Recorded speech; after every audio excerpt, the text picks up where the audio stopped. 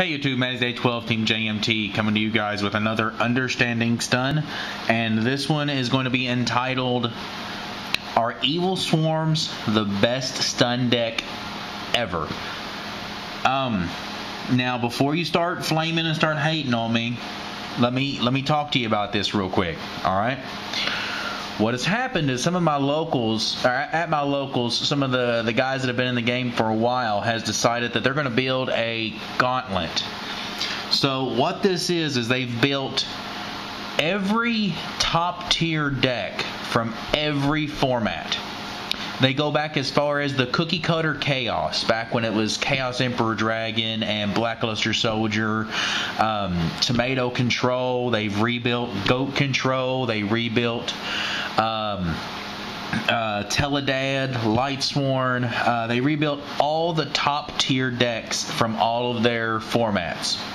So what the gauntlet is you take your deck from today, the deck from today's format, and you go into this gauntlet match, and you start facing every deck from the gauntlet, from every deck from the format, you know, in succession, you know, until you lose. And what I learned was that Evilswarms are really, really good at stun, and are really, really good at stopping what your opponent wants to do. So let me talk to you guys about what Evilswarm actually does. First off, Evilswarm makes Ophion. And the way they make Ophion, that's pretty much the basic right there. That's what they do. Is make Ophion, protect Ophion.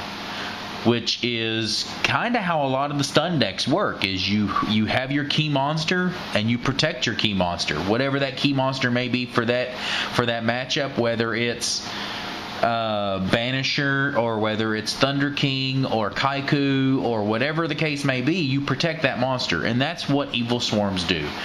Evilswarms give you access into Ophion because they have cards like Thunderbird that dodge your opponent's resources and then allows you to leave a Evilswarm name on board, which gives you the 2 Evilswarms to make Ophion.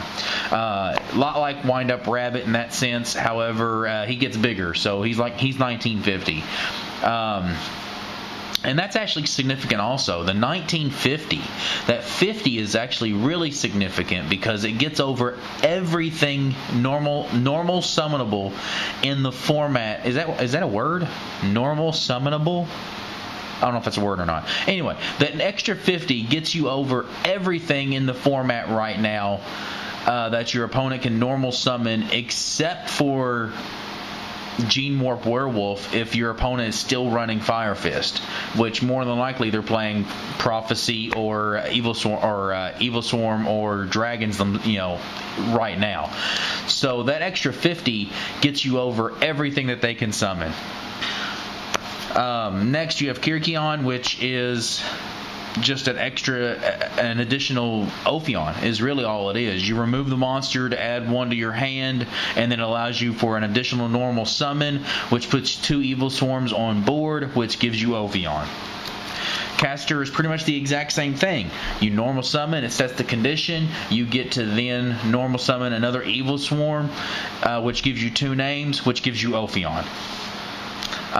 So yeah, I mean, you have several ways in making your key card with making Ophion or whatever rank 4 you need for that moment. Next, you got to protect the card. Ophion searches for his own protection in Infestation Pandemic. It's a blanket lance. It protects all of your Evilswarms. I mean, it's too good. I mean, if you have it in hand, you can use it to protect your Heliotropes as they come out through Rabbit, protect them from a Torrential or a Bottomless, which could hit both of them. Pandemic is just so good. Forbidden Dress and Safe Zone are just a couple more cards that I'm showing off to just show other cards that you have to protect him. This could very easily be Dark Illusion, Exceed Reborn, I guess. Anything to protect him or to get him back. Next, the last category is Ophion himself. Now, what Ophion does while he has materials, your opponent or neither player can special summon monsters level 5 or higher, and then you can detach one material to add an infestation spell or trap from your deck to your hand, which most of the time you're going to grab Pandemic because Pandemic protects the Ophion. At 2550, that is a significant attack. Your opponent has issues dealing with that 2550.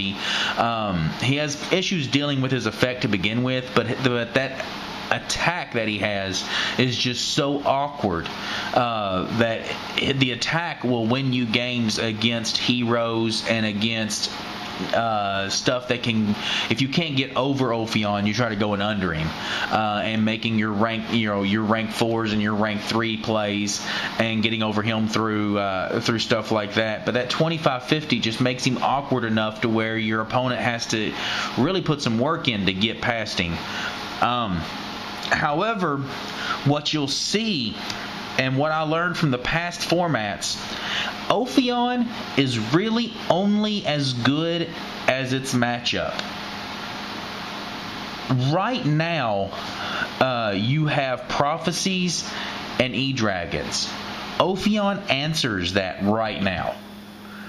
Now, if the ban list hits and changes dragons and changes prophecies and changes the format where mermills are not as good, dragons are not as good, now all of a sudden you don't have decks out there summoning level 5 and higher, Ophion's not near as good. His 2550 is still really beefy, and all the protection you have is still really nice to keep him on board, but he's really nothing more than a beat stick at that point. So he's only as good as his matchup, and that's what I've learned from playing the gauntlet, playing my deck from today, my Evilswarm deck from today against the past format decks. That's what I learned is that Ophion is only as good as his matchup. What they had in the past was all of the formats were either summon big monsters and just wreck face. Well, Ophion stops all that. He stops all the BLS and Chaos Emperor Dragon and Chaos Sorcerer. He stops all that. He stops Malicious. He stops Dark Arm Dragon. So Teledad, you couldn't synchro and get, because Ophion stops all that. Ophion was really good against all that. And then if the format wasn't dominated by big monsters in situations like Dark Arm Dragon, from Teledad, Dark Arm Dragon and Stardust, synchroing into 8s and, Red Dragon Archfiend and whatnot, it was if it wasn't dominated by the big monsters, it was dominated by destruction or monster removal. Stuff like the flip-flop chaos era, you were using your little monsters and your back row protection until you were able to drop your big monsters. So you had a lot of Sakuretsu armor and Compulse and stuff like that. Well, Pandemic and Dress and Safe Zone all protect my Ophion from that. So in all the formats that monsters were big, Ophion stopped them. In all the formats where it was slower and there was a lot of destruction and monster removal, my Dress and Pandemics and Safe Zones and Dark Illusions and everything stopped all of that.